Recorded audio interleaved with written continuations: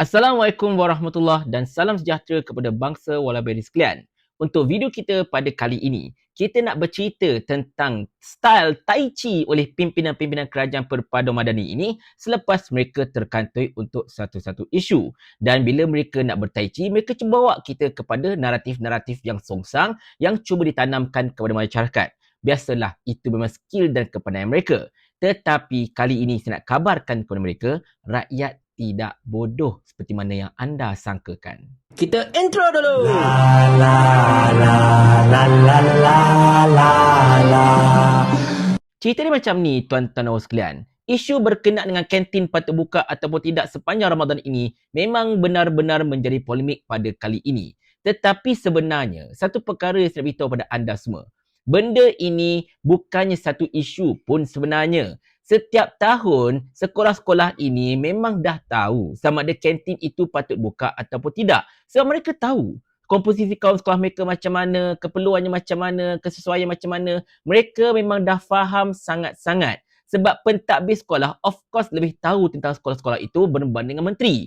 Menteri ini kerja dia untuk jaga keseluruhan. Tetapi guru besar, ketua PIBG dan macam-macam lagi dekat satu-satu sekolah itu, mereka lagi faham berkenaan dengan apa yang berlaku dekat sekolah mereka dan apa yang lebih sesuai berbanding dengan mendengar satu arahan sepunya oleh menteri yang kadang-kadang tak bertepatan dengan situasi. Kita kronologikan kejap cerita ini, tuan-tuan dan bos sekalian. Pada 11 Hari Mac tahun 2024, Fadlina Siddiq telah mengulangi agar kantin-kantin sekolah mestilah dibuka. Dan ini adalah ayat awal oleh Fadlina berkenaan dengan arahan tersebut. Dan anda cuba dengarkan apa alasan beliau. Okey, saya seperti biasa saya sudah ulangi perkara ini. Pertamanya, kantin mesti dibuka.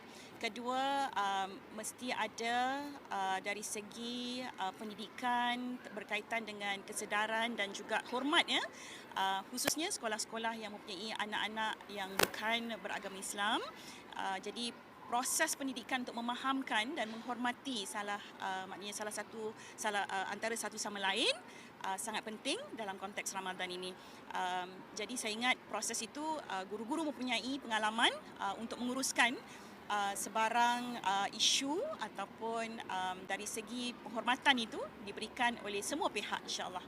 Dekat sini kita dengar, sepanjang beliau bercakap ini, alasan beliau cuma satu, iaitu untuk menghormati kaum-kaum lain.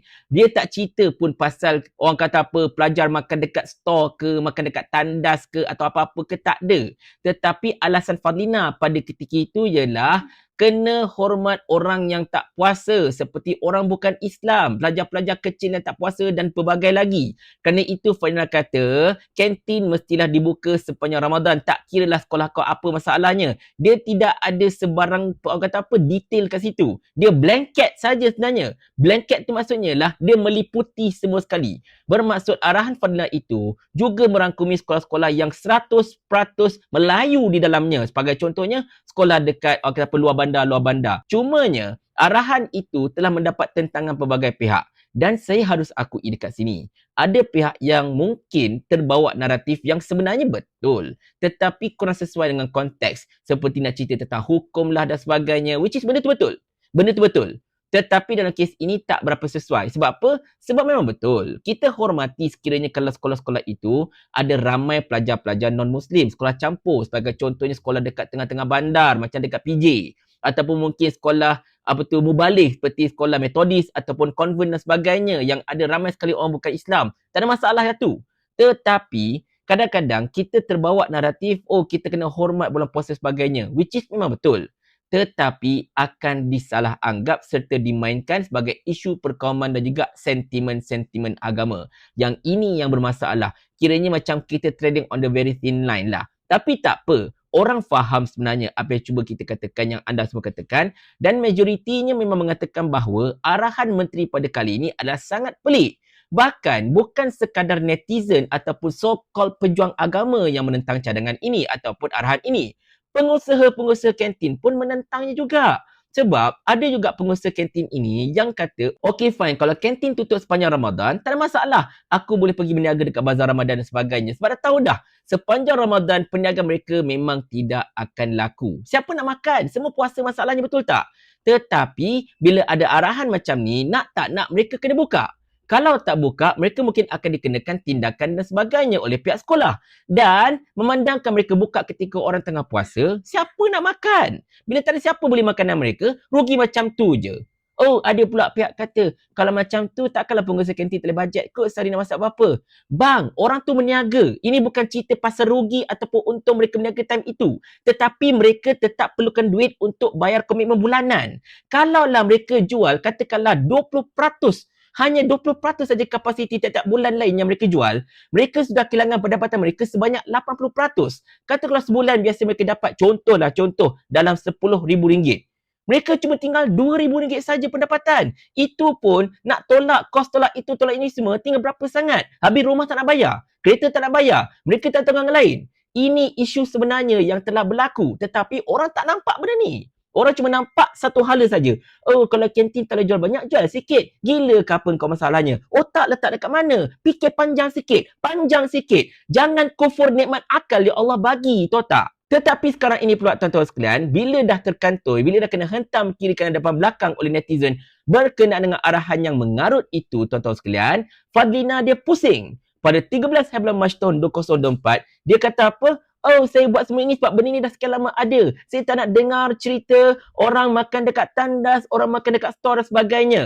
Itu bukan satu alasan sebenarnya, Fadlina. Itu bukan benda yang anda sebut dari awal. Yang anda sebut hormat orang bukan Islam. Anda tersebut langsung tentang makan dekat tandas lah, makan dekat store lah dan sebagainya.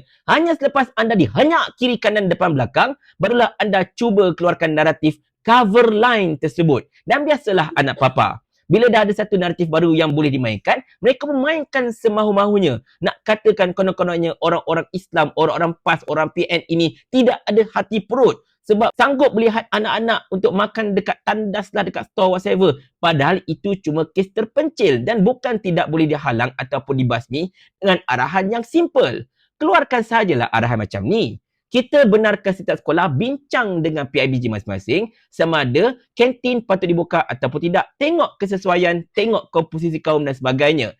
Tetapi dalam masa yang sama juga, walaupun kantin ditutup katakan, saya mahu semua sekolah menyediakan ruang makan yang bersesuaian dan selesa serta proper kepada orang yang tidak puasa. Seperti pelajar-pelajar bukan Islam, seperti kaki tangan yang bukan Islam, ataupun mereka yang uzur dan sebagainya. Full stop, settle. Keluar arahan macam tu, orang tidak akan sakit hati. Tetapi sekarang ini oleh kerana arahan yang mengarut itu keluar, iaitu kantin kena buka untuk hormat orang bukan Islam, dah kantoi benda itu, dibawa naratif, budak-budak makan dekat store, makan dekat tandas, kita tak nak benda itu jadi. Dan dijadikan sebagai satu bahan untuk menekan kembali para pengkritik cadangan atau arahan dari Fadlina ini. Sampai ahli Parlimen Bangi iaitu Shahrizan Johan juga masuk campur tentang perkara ini dan dia siap bawa naratif politik lagi. Dia kata benda ini membuktikan PAS dan juga Perikatan Nasional tidak sesuai dengan rakyat Malaysia. Sedapnya ayat kau Shahrizan, sedapnya sangat-sangat kan. Engkau ingat kau tu sesuai sangat ke? Kau ingat pandangan-pandangan kau, pandangan-pandangan parti kau yang lebih tunduk pada pihak-pihak tertentu ini sesuai sangat ke dengan rakyat Malaysia? Dah sah-sah sekian lama, tak pernah ada masalah langsung berkenaan dengan kantin buka ataupun tidak dekat sekolah ini. Ini bukan tahun pertama puasa seumur hidup. Kita dah puasa, dah Ramadan sejak berpuluh-puluh tahun Malaysia ini diwujudkan. Bahkan sejak 1400 tahun lepas kau nak ceritakan. Tak pernah ada masalah. Datang korang jadi kerajaan, keluarkan arahan mengarut itu dan ini, terus semua jadi isu. Sebab apa? Sebab arahan korang yang mengarut. Tapi korang tak nak terima arahan korang mengarut. Korang tak nak terima arahan korang. Ini tak betul. Korang mainkan naratif, Perikatan Nasional PAS lagi suka tengok anak-anak makan dekat tandas dan dekat store. Banyak cantik muka kau. Sekarang ini saya nak beritahu kepada Fadlina Siddiq, saya nak beritahu kepada Kementerian Pendidikan, saya nak beritahu kepada Kerajaan Perpaduan Madani yang tak boleh pakai ini. Daripada anda sibuk tentang hak orang bukan Islam dah whatever itu, anda lagi patut tumpukan dua isu besar yang tengah berlaku dekat sekolah-sekolah kita sekarang ini. Yang pertama, lambakan pelajar. Satu kelas sampai 50 orang student, 60 orang student. Apa cerita sekarang ni? Padat gila dekat sekolah-sekolah ini, terutamanya sekolah-sekolah bandar. Itu pertama. Saya tak dengar pun kata-kata Fadlina, saya tak dengar pun ulasan beliau berkenaan dengan hal ini. Dan yang kedua, yang ini, satu screenshot yang saya telah jumpa berkenaan dengan sekolah-sekolah terpaksa minta derma dari mak ayah untuk memberi kursi baru untuk kelas anak masing-masing. Padahal Sekolah ini sekolah kebangsaan, bukan sekolah agama swasta, bukan sekolah agama rakyat, sekolah kebangsaan. Sekolah yang di bawah seliaan terus Kementerian Pendidikan terpaksa meminta derma daripada mak bapak untuk beli kerusi, untuk beli meja, untuk beli peralatan sekolah bagi anak-anak mereka. Sedangkan dalam masa yang sama juga, sekolah-sekolah private Cina yang memang dah kaya, yang memang sekolah T20 dapat RM300,000 setiap satu. Ada 63 buah sekolah saja. Setiap sekolah dapat RM300,000. Sekolah-sekolah kebangsaan, walaupun dekat bandar, terpaksa mengemis dekat mak dan ayah untuk membeli kerusi baru, meja baru untuk keselesaan anak-anak belajar. Apakah kebodohan ini, wahai kerajaan Perpada Madani? Apakah kebodohan ini, wahai Fadilah Sirik? Sepatutnya ini yang patut anda tumpukan. Ini yang patut anda highlight. Ini yang patut anda kerjakan. Bukan duk sibuk orang nak makan dekat mana dan sebagainya. Ini yang kita katakan. Kerajaan ini, kerajaan yang sangat-sangat dangkal sebenarnya. Jangan sampai saya tarik balik kata-kata saya semalam yang mengatakan anda bukanlah Menteri Pendidikan yang paling gagal. Jangan sampai saya katakan anda ialah Menteri Pendidikan yang paling gagal dalam sejarah negara kita ini disebabkan oleh anda tak tahu mana satu prioriti anda sebenarnya. Dan saya faham, kerajaan ini kerajaan anda. Anda boleh buat sesuka hati anda. Sebab Sani Hamzan dah kata macam ini. Kerajaan ni kerajaan kami. Jadi ikut suka kami lah. Tetapi jangan dilupakan, ada jutaan, puluhan juta rakyat Malaysia yang tak setuju dengan cara anda pada ketika ini. Dan jangan sampai mereka beratur di hadapan kementerian anda dan tanyakan soalan ini pada anda bulan-bulan Ramadan ini. Mau tak tuan hamba kalau hamba kirimkan ke akhirat?